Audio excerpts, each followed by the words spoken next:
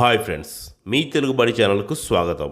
ఎన్నో కలలుగని ఎంతో అపురూపంగా నిర్మించుకున్న తమ కలల సౌదాన్ని, తమ ఇండ్లను, ఆస్తులను ఆఫ్ఘన్ పౌరులు తమ చేతులతోనే కూలగొట్టుకునే పరిస్థితులు ఏర్పడ్డాయి. బలమైన ఆయుధాలు తీసుకుని నిర్మించుకున్న వారి కలల సౌదాన్ని వారి చేతులతోనే నిర్దాక్షిణంగా పగలగొట్టి కూల్చేస్తున్నారు.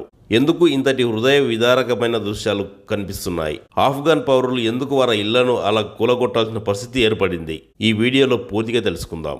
పాకిస్తాన్ ప్రభుత్వం ఇటీవల దేశంలో నివసిస్తున్న ఆఫ్ఘన్ ప్రజలందరినీ 10 రోజులలో దేశం విడిచి వెళ్లమని ఆదేశించింది.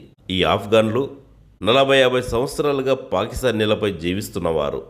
అక్కడే భూములు కొనుగోలు చేసి ఇల్లు కట్టుకొని వ్యాపారాలు మొదలుపెట్టి తమ జీవితాలను సాగిస్తున్నవారు. కానీ ఇప్పుడు ఒక్కసారిగా వచ్చిన ఈ బహిష్కరణ ఆదేశం వారి జీవితాలను శూన్యంగా మార్చింది. తమ ఆస్తులన్నీ వదిలి వెళ్లాల్సి వస్తుంది. అయితే దానికి తోడు మరో విచారకర పరిస్థితి ఏర్పడ్డది. చాలామంది పాకిస్తాన్లు ఈ ఆఫ్ఘన్ల ఇల్లు, దుకాణాలు కొనుగోలు చేయడానికి కూడా సిద్ధంగా లేరు. ఎందుకంటే 1947లో హిందువులు, సిక్కులు వదిలి వెళ్లిన ఆస్తులను ఉచితంగా ఎలా సొంతం చేసుకున్నారో ఇప్పుడు కూడా ఆఫ్ఘన్ల ఆస్తులను ఉచితంగా స్వాధీనం చేసుకోవచ్చని వారు భావిస్తున్నారు.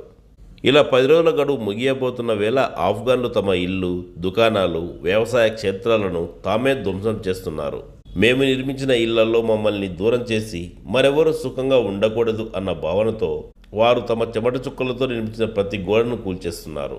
ఇక పాకిస్తానీలు మాత్రం కోపంతో ఆఫ్ఘన్లను విమర్శిస్తున్నారు. ఇలా ఇల్లు, షాపులు ఎందుకు ధ్వంసం చేస్తున్నారు అని. కానీ ప్రశ్న ఏమిటంటే, ఇంతకాలం వారిని అక్కున చేర్చుకున్న సమాజం ఒక్క రోజులో ఎందుకు వారిని దూరం చేసింది?